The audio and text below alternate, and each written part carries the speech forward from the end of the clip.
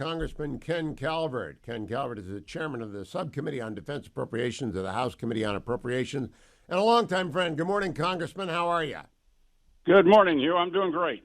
Thanks for having me. Now, a lot of hawks, and you're a hawk, were unhappy with the debt deal because it only raised defense spending 3%. The necessary changes have to come out of your subcommittee in light of the shortfall in funding that is a consequence of the deal. How are you going to go about that, Mr. Chairman? Well, first, people have to realize that if we're going to change the long-term future, we need to elect more Republicans, and that includes getting the White House back and the U.S. Senate. But saying that, in the meantime, we've got to make some choices, priorities to fund our national security, and that's what we're going to do. We've been given a number. We're going to be marking to that number.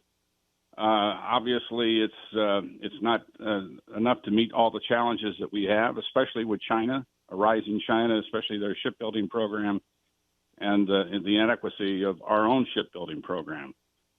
And obviously, we have this issue with Ukraine. We've got issues in North Korea, issues in Iran, and so forth. So we need to find some savings to make that up in this defense appropriation bill, and I'll do that as much as I can. But it's going to be a very tight bill. Now, Mr. Chairman, one of the things, there are 700,000 people working for the Department of Defense who are not in uniform. I believe that number is correct, 700,000. Correct me if I'm wrong. Right. Is it about time to slim down the civilian employment force of the DoD? Yes, and I've been focused on that. Today's civilian workforce is not really in a position to implement our national defense strategy. There's too much manual processing, too few with STEM and emerging tech skills. The cost of personnel is rising faster than our total defense spending.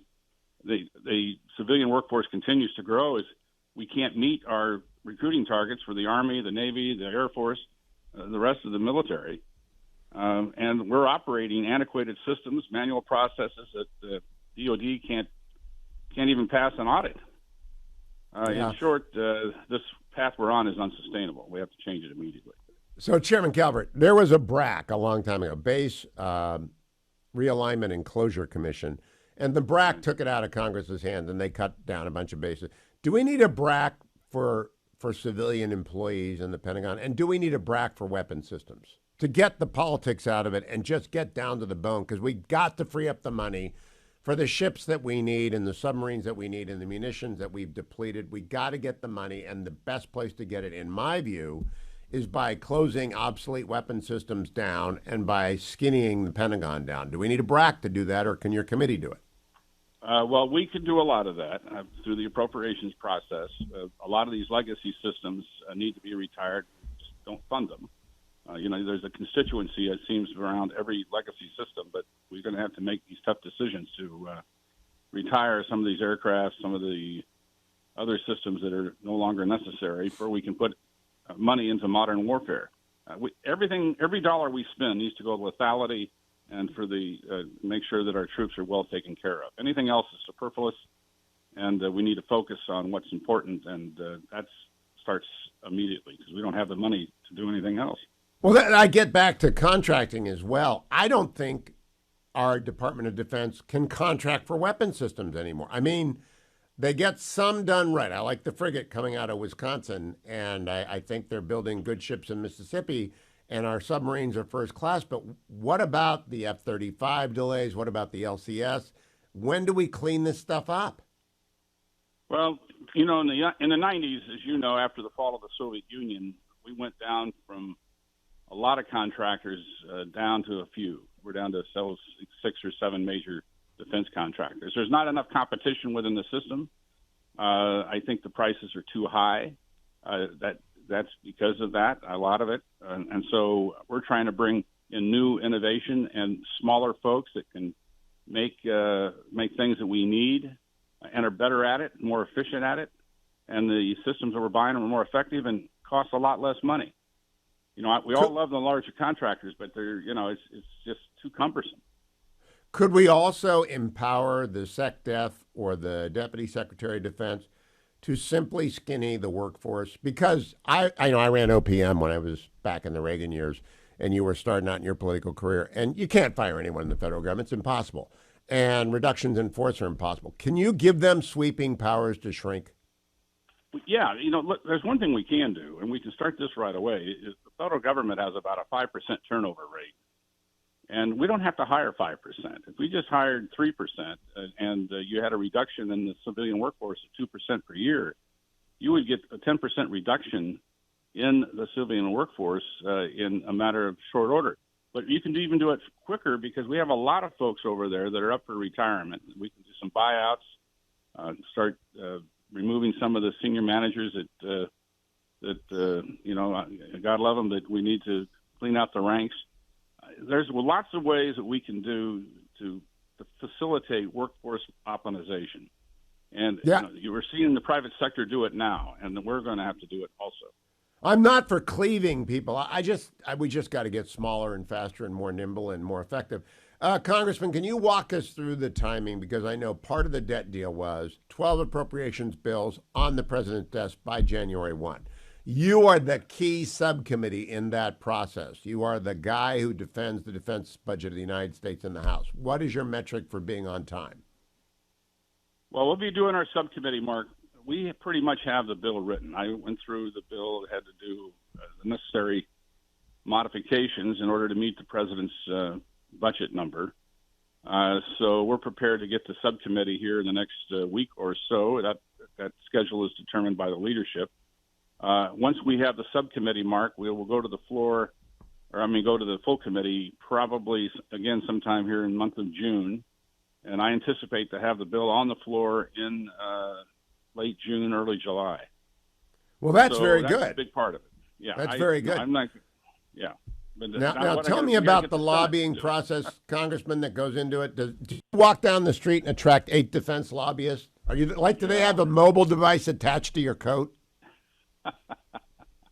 Yeah, they're a little concerned right now because we had to, based upon, we were looking at an increase, a minimum of 3 to 5% based upon the Mattis National Defense Strategy. And so I had to get to the PV, I had to cut $17 billion out of the defense budget in order to meet that goal. So, yeah, there's going to be some unhappy people. They're all trying to, get their 2 cents in, but we don't have 2 cents. Your poor staff. It must be like you're under siege in there because you got everybody who sells anything to the Pentagon wants to see Ken Calvert and his team, but you're indifferent to that. How long you been the ranking or the chair of the subcommittee on defense appropriations, Ken Calvert? I've been ranking chair for coming into 4 years now. All right, so you know what you're doing and you know what we're doing. So now I'm going to ask you the tough question. This is the hardest question. Isn't it time to downsize the Army? Because our new peer competitor is China, and the problem there is the Navy, underwater, cyber, and intel? Well, the Army's doing a good job of downsizing by not just meeting their recruiting goals. They just got a message yesterday they're 8,500 short. Ooh. So and the Navy is short, the Air Force is short. So that's happening. And, yeah, we need to evaluate the force, what's necessary in the next number of years to take on a rising China. I think the Navy obviously needs the resources to build more ships. We're down to 290 ships. The Chinese will be up 400 ships probably by the end of this decade. Now, is there any talk about, we've had the Triad forever, and I always bring this up. Maybe we don't need as many land-based missiles anymore. Maybe we don't because our underwater deterrent is a survivable one. Anyone talk about big changes?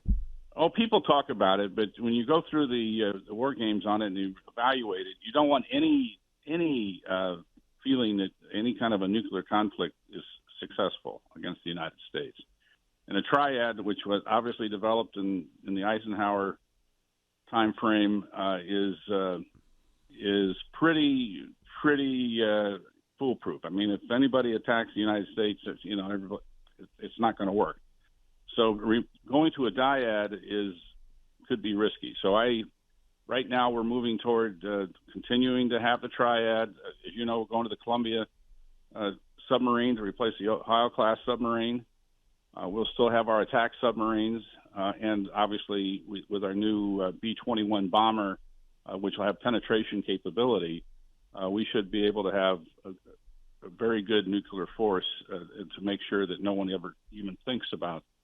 Well, let's talk about those land-based missiles. I know the Chinese balloon went up to scope them out because they're worried about them.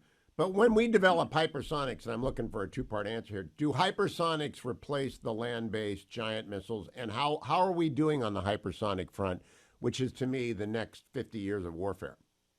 Well, there are two different types of systems. The land-based systems obviously have MIRV capability, have multiple nuclear weapons that you can put on each missile, so give you, significant capability. We are not doing very well in the hypersonic program. It's frustrating. We created the technology back in the 90s. The Chinese stole it, perfected it, deployed it. They have over 1,000 hypersonic missiles now deployed. We have none. The Air Force Aero program has just been canceled, unfortunately, because they just can't meet the testing criteria. The Army program, they claim they're going to have some deployed by the end of this year. I'm a little cynical about that. And the Navy missile is the same one, and so that's being held back. So I'm trying to kick these guys in the rear and get them moving. We have to get a hypersonic missile deployed here immediately. And of course, we got budget restraints now, and R&D dollars and so forth. But that's a priority, and we're going to spend money on that to make sure it happens. Number one priority, and let's close here, Congressman Calvert, is the Columbia class. You mentioned that. You get it. It is the most defensible thing. Are we going to get them in the water on time? I got less than a minute, Congressman. Yeah, we're in pretty good shape on Columbia. There's a couple lead items that we need to focus on, but that's on top of our funding priority list to make sure that we keep Columbia on time. There's a little workforce issues in the shipyards. Problem we have a lack of shipyards in America, but we're focused on making sure that Columbia is delivered on time. Ken Calvert, it is always great to talk to you. Thank you for continuing to steward the nation's defense budget. Have a good markup, and boy, you're moving at the speed of Congress, which is better than ever, and I'm glad to hear it. Thank you, Ken Calvert.